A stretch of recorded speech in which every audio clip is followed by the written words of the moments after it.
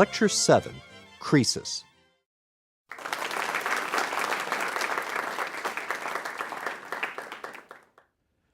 Our last two lectures examined the importance of Lycurgus and Solon. Lycurgus, the lawgiver of Sparta, Solon, the lawgiver of Athens. These two city-states, Athens and Sparta, would be the key, the cornerstone of Greek resistance to Persia in that most critical single moment in the history of Greece, perhaps in our own history as well, when the vast empire of Persia, the largest empire the world had yet seen, set itself upon the course of conquering the small, independent city-states of Greece. Only 31 of them stood together, led by Athens and Sparta. Had Greece been defeated, then it is very likely that the idea of freedom as we know it would have vanished from history. It is very likely that our very art and architecture, as we understand it, would not have developed. The richness of Greek tragedy, the whole legacy of the Roman Empire, none of these might have come into being. In these terms, the British thinker of the 19th century, James Mill, said that the victory of Athens at Marathon was more important to the history of England than the Battle of Hastings. The importance of this struggle against Persia was captured in the first true work of history, Herodotus and his Histories of the Persian Wars. A work written in the 5th century, a work born amidst the political innovation of the Athenian democracy, but a concept of history in Herodotus that looked back to our lecture on Pythagoras and Solon, the innovation of learning in the 6th century BC, and the search for something that is enduring behind all the change. For that is what Herodotus set out to do. Why do great nations rise and fall, he asked the question. He himself was a political exile who had been driven from Halicarnassus in Ionia in Asia Minor, traveled widely, and then come to Athens, where he read his history before an Athenian audience in the year 445. It was a narration before the entire assembly of Athenian citizens. And so pleased were they with his history that they gave him 10 talents as a reward. Now, 1 talent is enough to build a warship, so this made him wealthy forever. He went off to South Italy, lived out his life, but left behind this history, which was so important to the Greeks as a whole that it was read on a regular basis at the Olympic Games. In it, Herodotus searches for moral truth. And for him, that is the ultimate purpose of history, just as it is for Plutarch, that the reader will be instructed and made better, better as an individual, better as a citizen. And he believes that we can learn as much, perhaps more, from others than from ourselves. And that is why his history has as its true protagonists not the Greeks, but the Persians. They are the ones who are most instructive. And he doesn't begin his history with the outbreak of the Persian Wars. He begins it much earlier. And he roams widely through Egypt, through the cultures of Babylonia, far off to the steppes of Russia, to Scythia, searching for lessons. Yes, there are a lot of anecdotes and stories. Herodotus is sometimes thought of as a garrulous storyteller. Nothing can be farther from the truth. He understood that in order to instruct, you must first entertain. And the stories in Herodotus are woven tightly, like a necklace, from the beginning to the end, bringing us back to central truths. And for Herodotus, the ultimate truth of history is found in the concept of hubris, outrageous arrogance. In Athenian law, hubris is also the word to describe rape, that worst of crimes against innocence. And hubris is an abuse of power often inflicted upon the innocent, which brings in its train consequences of destruction for the guilty and innocent alike. Aite is another central theme for Herodotus, moral blindness, and those possessed of great power become blind to truth. They cannot be instructed. And so they themselves become the instrument of instruction through their fall from power. And Herodotus introduces us to this theme at the very beginning of his history, starting the tale of the Persian Wars with Croesus, the king of Lydia. In our terms, Croesus reigned from 560 to 546 BC, king over one of the four powers of his world, Lydia, Egypt. The pyramids were now 2,000 years old, but Egypt was living in the twilight, a final golden age of its glory. Babylon, with its hanging gardens and great walls and gates, was a third power. And to the north, in what is today Iran, the kingdom of the Medes, Media. All of these were great powers, believing that they would rule the world forever, divided the world up into spheres of power between themselves, engaging in a balance of power. And Croesus sat at the heart of this world. His very name would become proverbial. A generation earlier from us would understand the term rich as Croesus. The land of Lydia was filled with natural alloys of gold and silver. It was there that coinage was first struck. And Croesus believed, as Herodotus tells us, that he was the happiest man in the world. Now, he had come by his throne in an unusual fashion. And Herodotus starts his tale by explaining how Croesus came to be king. And it raises a question at the very beginning of history of private versus public morality. That too interested the ancients. Can a ruler, king or president, commander-in-chief, is their morality as a private individual separate from what they do as a leader? And can we not judge them for private acts of immorality? And do these private acts of immorality have no consequences for the nation as a whole? Well, the king of Lydia, 5 generations before Croesus, was King Candaules. It's a Lydian name. It means something like dog strangler. And he had a beautiful wife. And he was enormously proud of the beauty of his wife. And he never stopped talking, King Candaules did, 5 generations before Croesus, never stopped talking about how lovely his wife was. And one day he was telling the head of his bodyguard, Gyges, my wife's the most beautiful woman in the world, da da da da. Gyges' eyes just for a moment glazed over. He'd heard the story so many times, and Candaules says, you don't believe it, do you? He said, yes, I do, sire, I really do believe it. No, you don't. And I'm going to prove it to you. I want you to see my wife in the nude. Gyges said, no, I don't want to do that. Please, sire. You know what they say, off with a woman's clothes, off with her shame. No, you are going to see her. I'm going to work it out. She won't even know it. Please, sire, said his head of his bodyguard, don't ask me to do this. Well, nothing would deter King Candaules. So that night, he arranged for Gyges to be behind a screen.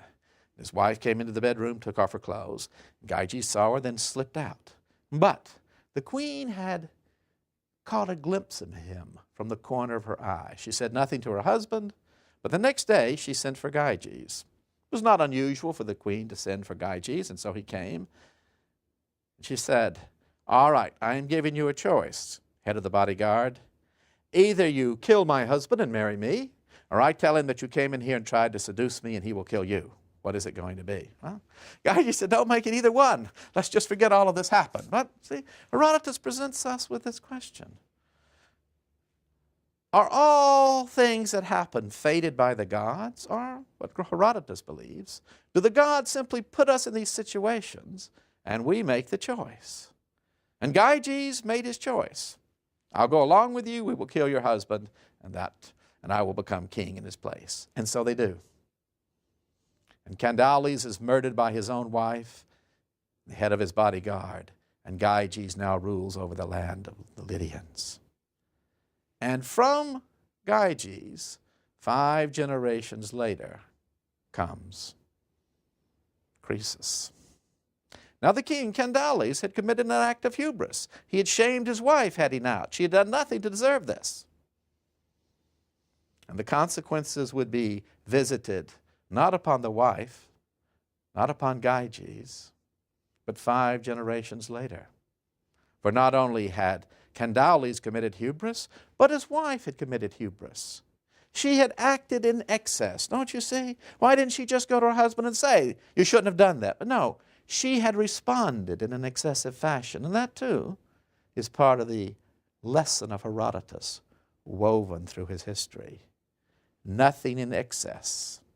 Even punishment can be excessive.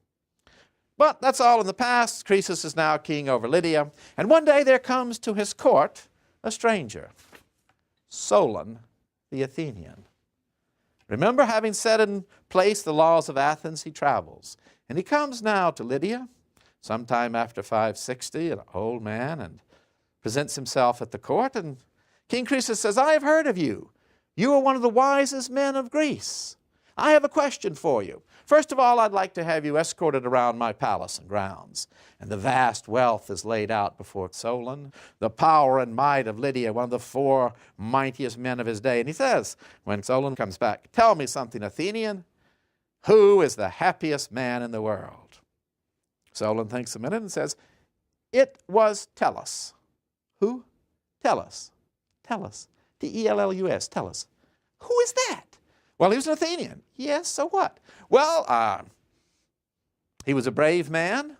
He had sufficient money by our standards. He raised up his family, so they were all grown up and with children of their own. And then he died fighting for his country, was killed in battle, and got a public funeral. Such was his bravery.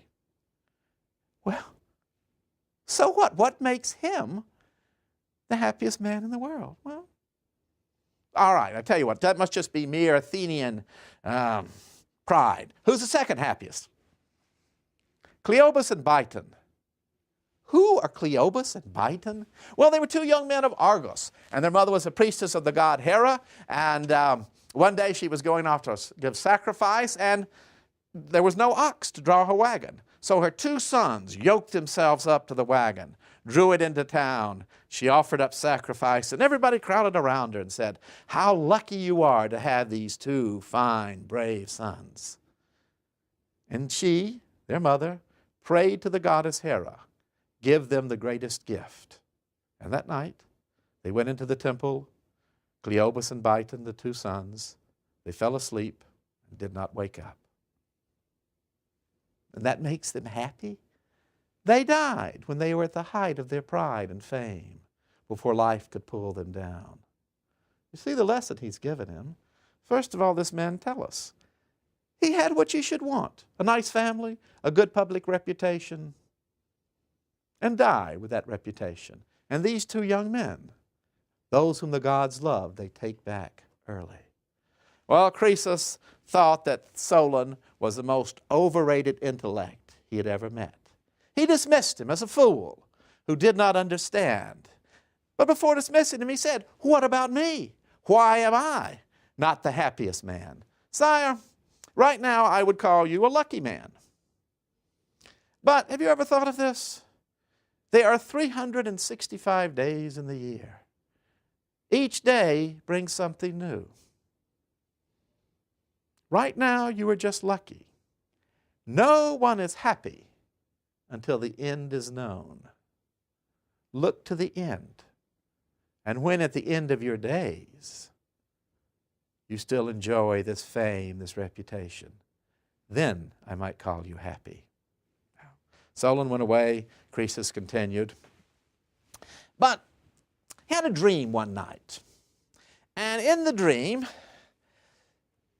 the gods sent him the message, as he took it, that his favorite son and the heir to the throne would be killed by an iron weapon. Now you must understand that for the Greeks, including Herodotus, dreams are signs from the gods. They took dreams extraordinarily seriously, and perhaps we are the ones who are foolish to rationalize them. And so Croesus pondered this dream. He had 2 sons, in fact, but one was unable to speak or hear and never would be suited for the kingship. but the other was the one that Croesus doted upon.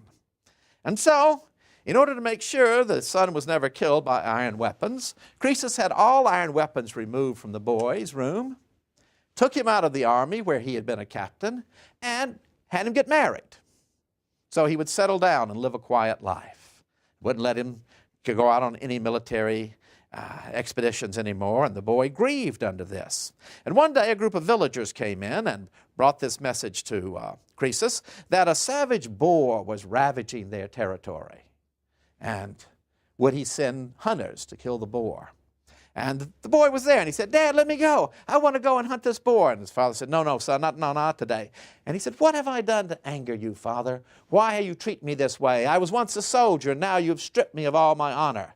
And the father said, "No, it's not that, but I had this dream, and you would be killed by an iron weapon." And he said, "Well, Dad, I appreciate that you love me so much, but let me go out.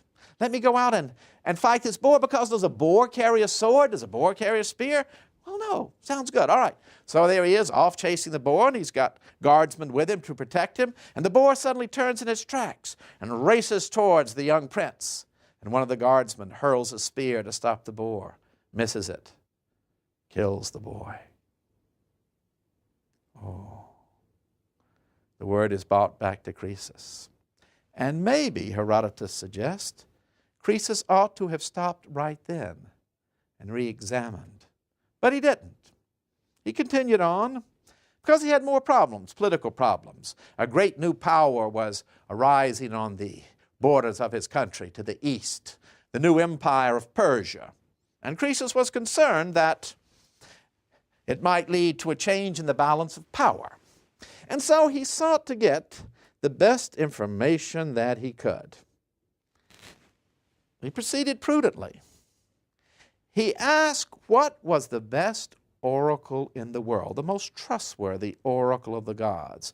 For like dreams, Greeks took oracles very seriously. These were ways in which the gods made known their will. And there were a number of them in the Greek world. And so Croesus sent off messengers to each of them, and each one bore the same question: what is King Croesus doing at this very moment?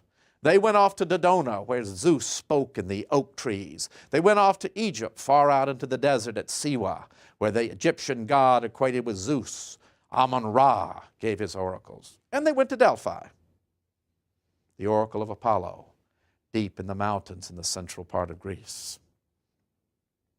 And all of them gave answers, but Apollo alone, to the mind of Croesus, spoke the truth. "I smell," the oracle came back, for each one was to give the question 100 days from the moment of leaving Sardis, the capital of Lydia. "I smell," said the oracle of Apollo, "lamb bubbling up with turtle, and they are doing it in a bronze cauldron." "That's amazing," said Croesus.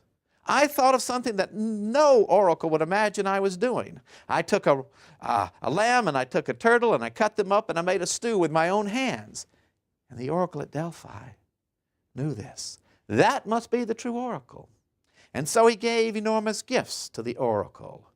Vast sums of money, 117 ingots of gold, a statue 570 pounds in weight of a lion out of pure gold, huge gold and silver mixing bowls, all offered up and given to the god Apollo, as though you could buy the gods, and never questioning in his own mind whether any mortal ought to test the gods. Is that not outrageous arrogance? Is that not hubris? But he went on his way.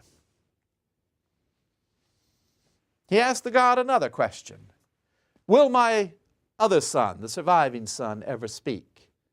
And the answer came back: "You will rue the day when that son speaks." Next question. Because the empire of Persia has grown so large under a vigorous king, Cyrus, should I march against the Persian Empire? Should I march against the Persian Empire? And the answer comes back: if you march against the Persian Empire, a great kingdom will be destroyed. Well, ambiguous, wouldn't you say? But Croesus is a prudent man. And he writes back again and says, well, how long will I be king over Lydia? And the answer comes back, until a mule sits upon the throne of Persia. Well, now, doesn't that sound definite to you? Yes, indeed. So I'm going to, when is a mule going to be king over Persia? So I'm going to march against them. And so the decision is made. And off he goes, taking with him his army. Now, Persia and King Cyrus have done nothing to merit this invasion. They have not threatened the frontiers. This is all an act by Croesus, a preemptive strike. You might think it's wise policy, but you might also think that it is an act of outrageous arrogance to begin this war. But off goes the army of Croesus. And Cyrus responds, and the two meet in the eastern part of Lydia, having crossed really out of the frontiers, and it is a drawn battle. Neither side wins. And Croesus then withdraws, comes back to his capital of Sardis, and assumes that the campaign is over for the year. It has been fought in the fall of 547. Because in those days, it was very difficult to campaign during the winter. The rain made the roads all but impassable. So Croesus comes back, begins to look for allies among the other powers, but suddenly Cyrus moves his army out through the winter rains and appears before the gates of Sardis. And there's nothing that Croesus can do but to fight. Most of his army has been dismissed. He brings out his cavalry. In those days, the Lydians were famed for the courage of their cavalry. But the army of Cyrus has with it camels, and horses will never go up against camels. They break and run. And so the victory is won by the Persians. Well, still, Croesus is safe within his city walls. And he waits out the siege. But a Persian soldier going around looking up at the walls notices a Lydian standing on the top of the walls whose helmet suddenly falls off and it rolls down the hill. Sardis is situated on a great high hill, and he comes down. And he can come down and get his helmet and then very easily go back up. So that must be the path. And so the Persians assault up that citadel, capture it, and Sardis is in their hands. And up and down the streets of Sardis, they plunder and burn and destroy. And Croesus is running for his life, holding by the hand the one remaining son, the one who cannot speak or hear. And Cyrus, king of the Persians, has given the order that his troops can kill any Lydian they want except Croesus.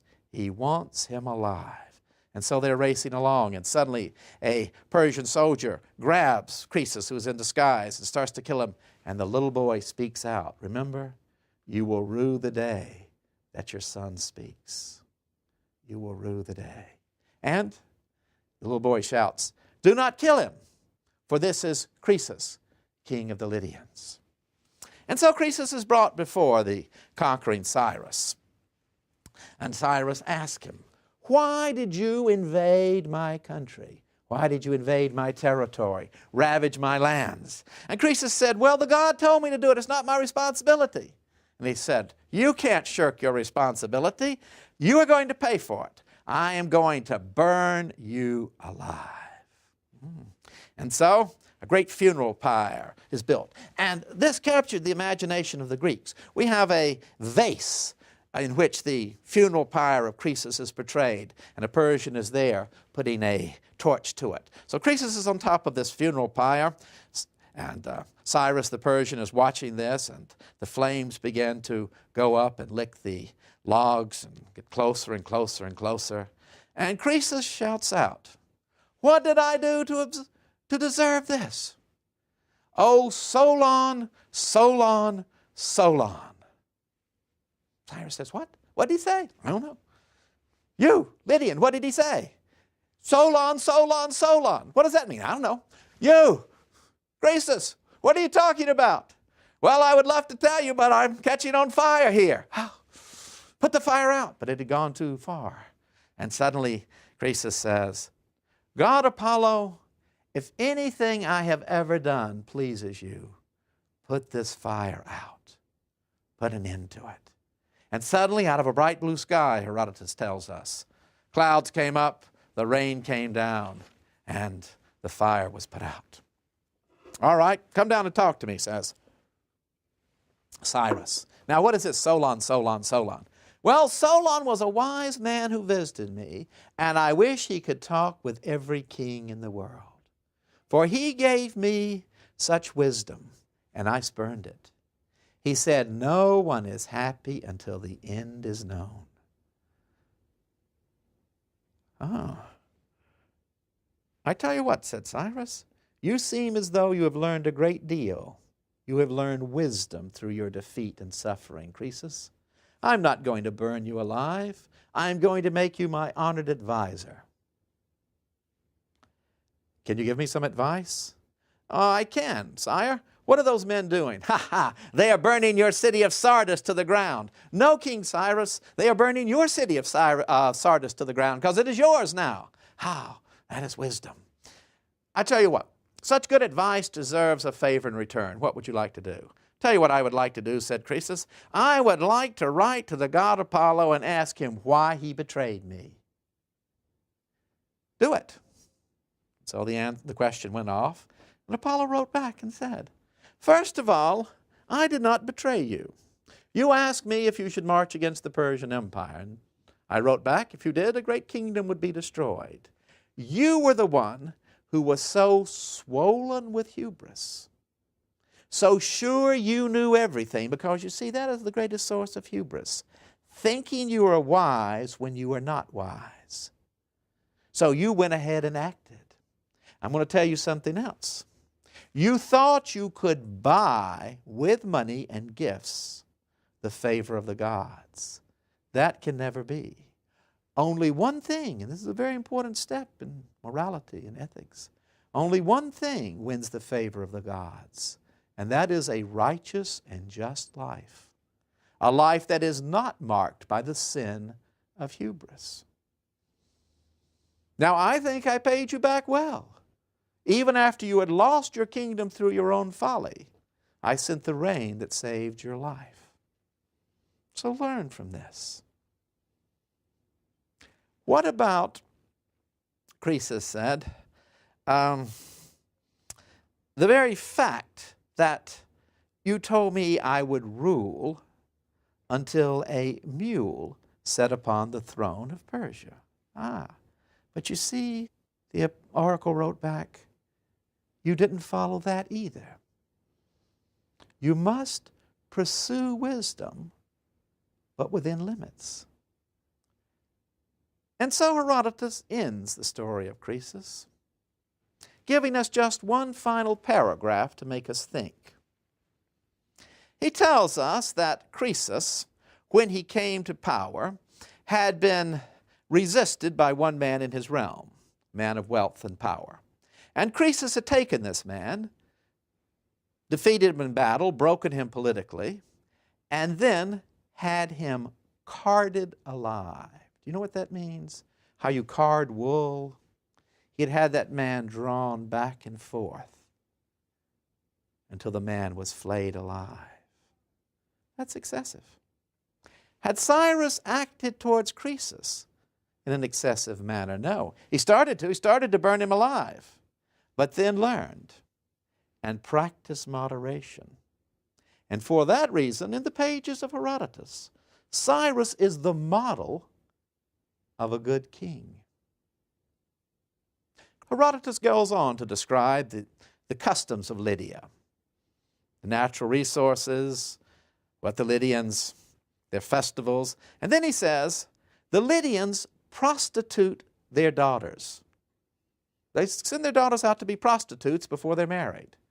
Apart from that, Herodotus says, they're just like us. Well, a Greek reading or listening to this being narrated would say, what? What do you mean just like us? How can anyone who prostitutes their daughter be like us? So Herodotus puts up a flag It is not a flag we would necessarily like, but the Greeks believed that they were fundamentally different from people like the Lydians. And he is saying that despite their external similarities, they are different. They are different from us, above all, in the fact that we, the Greeks, believe in freedom. And the ultimate hubris of Croesus, Herodotus says, was that he was the first foreigner to rob the Greek cities of their liberty. But you ask me, wait a minute, I'm still not sure about this mule. How did a mule get to be king over Persia? And to answer that, we'll come back in our next lecture.